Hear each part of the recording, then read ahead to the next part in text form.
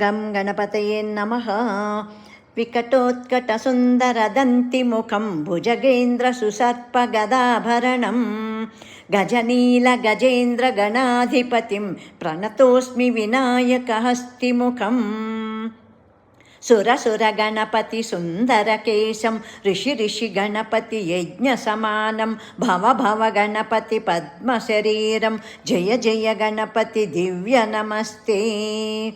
गजमुखवक्त्रं गिरिजापुत्रं गणगुणमित्रं गणपतिमीशप्रियं करधृतपरशुं कङ्कणपाणिं कबलितपद्मरुचिम् सुरपतिवन्द्यं सुन्दरनृत्यं सुरुचितमणिमकुटं प्रणमत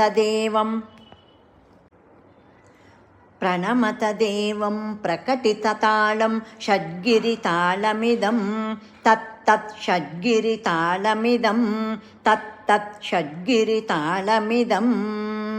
जय बोलो गणेश महाराज की।